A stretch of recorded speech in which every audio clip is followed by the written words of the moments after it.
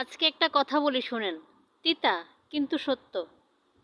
যে নারীর চাহিদা অল্প, যে নারী মন দিয়ে সংসার করতে চায়, যে নারী অল্পতেই সন্তুষ্ট থাকে, কিছু বাজে পুরুষ, কিছু অমানুষ পুরুষ তাদেরকে বাজেভাবে ঠকায় এবং খুবই বাজেভাবে ঠকায়।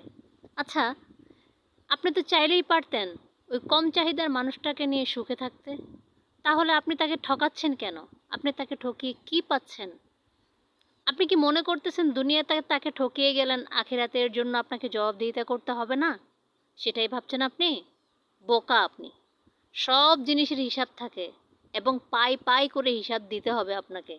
আপনি মনে করবেন না আপনি আপনার স্ত্রীর হক নষ্ট করে, স্ত্রীকে ঠকিয়ে, স্ত্রীকে কাঁদিয়ে দৌড়ে জান্নাতে চলে যেতে পারবেন। না, কখনোই না। আমাদের নবীজির 11 জন স্ত্রী ছিল, সবাইকেই তিনি সন্তুষ্ট রেখেছেন। আর আপনি দুনিয়াতে একজন ভালো স্ত্রী পেয়েও তাকে সন্তুষ্ট রাখতে পারলেন না, তাকে খুশি রাখতে পারলেন না। আপনার মতো হতভাগা হয়তো দুনিয়ার জমিনে আর একটিও নেই।